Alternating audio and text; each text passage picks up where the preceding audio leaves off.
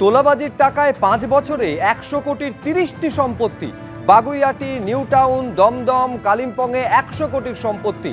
অভিষেক বন্দ্যোপাধ্যায় ঘনিষ্ঠ দেবরাজ চক্রবর্তী, স্ত্রী অদিতি মুন্সি এবং শ্বশুরের নামে সম্পত্তি। দেবরাজ নিয়ে চিঠি দিয়ে ইডিকে জানালো বাগুইআটি থানার পুলিশ। আরো বিস্তারিত আমরা জানবো, কথা বলবো। ময়ূক ঠাকুর চক্রবর্তী আমাদের প্রতিনিধি রয়েছেন। এইটা ময়ূক, বিস্তারিতভাবে জানতে চাইবো, যে চিঠি ইডিকে দেওয়া হলো বাগুইআটি পুলিশের তরফে, কি রয়েছে তাতে? দেখো, বাগুইআটি থানার তরফ থেকে ইতিমধ্যেই এনফোর্সমেন্ট ডিরেক্টরেটের কাছে চিঠি দেওয়া হয়েছে এবং সেই চিঠিতে যেটা জানানো হয়েছে যে গত 5 বছরে দেবরাজ চক্রবর্তীর মোট 30টা প্রপার্টি পাওয়া গেছে, যে 30টা প্রপার্টির আনুমানিক বাজার মূল্য প্রায় 100 কোটি টাকারও বেশি।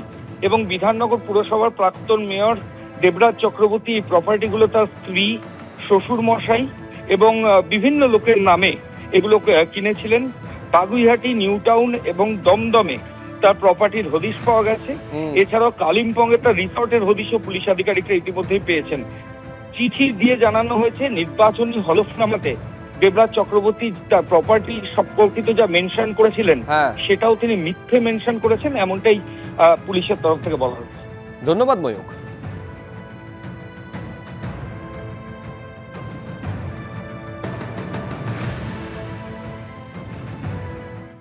কেশপুরে শিউলি সাহাকে উদ্দেশ্য করে গো ব্যাক স্লোগান। ঋতব্রত তৃণমূলের বিধায়ক শিউলি সাহাকে গো ব্যাক স্লোগান শুনতে হলো। মোহমণিতে মুখ্যমন্ত্রীর অনুষ্ঠানে উপস্থিত ছিলেন শিউলি সাহা, আর তার নাম ঘোষণা হতে গো ব্যাক স্লোগান দিলেন যারা উপস্থিত ছিলেন সেখানে তারা। ক্ষুদিরাম বসুর আত্মবলিদান দিবসে শ্রদ্ধা জ্ঞাপন অনুষ্ঠানে যোগ দেন মুখ্যমন্ত্রী।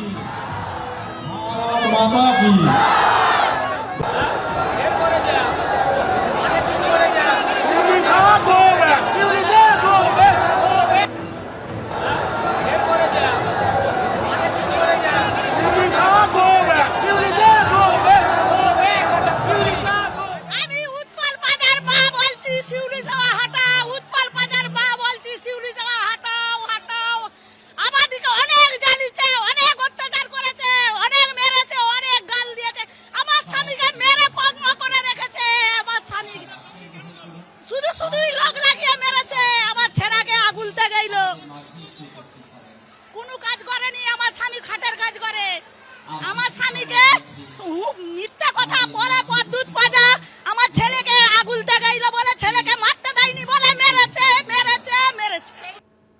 এবিপি আনন্দ, এগিয়ে থাকে, এগিয়ে রাখে।